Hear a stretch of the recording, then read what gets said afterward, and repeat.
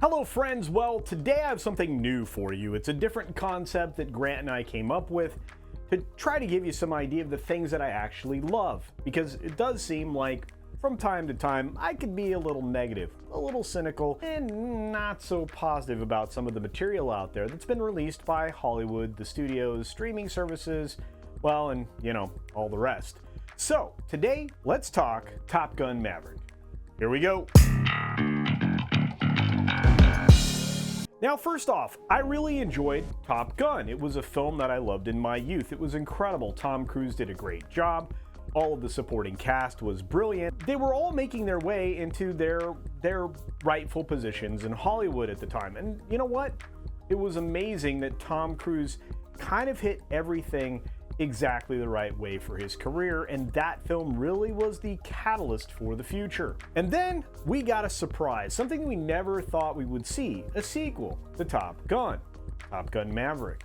And that film did something at theaters that no other film had done before it, at least not to the same extent.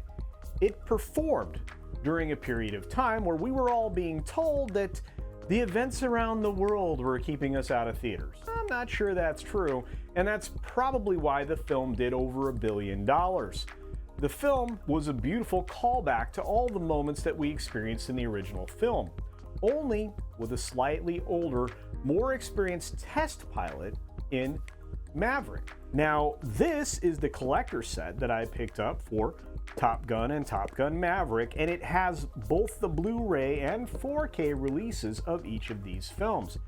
It is a wonderful gift set. It's the ultimate collector's edition, and it features Pete Maverick Mitchell at his very, very best. And I wanted to own this because I enjoyed the film so much that for Top Gun, it would be the fourth format that I own the film in, and for Top Gun Maverick, it would be the first, which as a bonus comes in two different formats. One of the things that I really and truly enjoyed was the performance of Tom Cruise as the primary character, because he absolutely nails it, and that's not something that you wouldn't expect.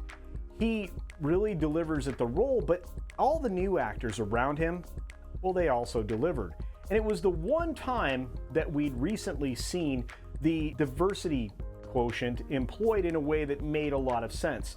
You had actors in here who you believed could be fighter pilots. And well, just like with female wrestlers, it's gonna take a special person to actually make you believe that they're capable of doing the things that you see. Also, the acting by the, I guess, adopted nephew, which again was his partner's son from the first film, was probably some of the most intriguing aspects of the film. There was great drama, wonderful action, and, well, fighter jets. Now, in this particular presentation, we actually get to see something extraordinary. People acting in the planes in a way that, well, we haven't seen in a long time.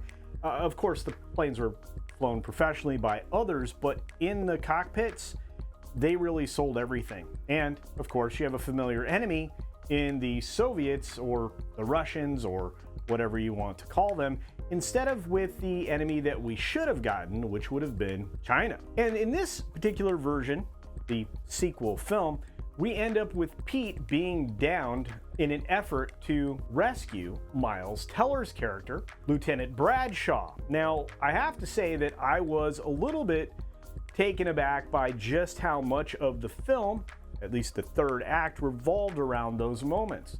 But again, the performance by both actors in that situation was brilliant, finding a way to get back in the air using a familiar plane. This Paramount Skydance film is well worth your viewing if you haven't already seen it. And if you can get your hands on one of these collector sets, well, it's all the more worth it because now you'll have both films and all of the special features that come along with them, including Maverick's photos. You get some decal magnets, you get some dog tags, and a leather keychain and some coasters, and obviously, as I mentioned before, a bunch of special features you're not going to find anywhere else. And as an added bonus, you're going to get a digital code like Movies Anywhere that you can actually put into your favorite digital player like Vudu or something else and own a digital copy to take with you wherever you go. To say that I loved this movie, or both of these movies, would be an understatement. There's something that I can turn to watch again and again.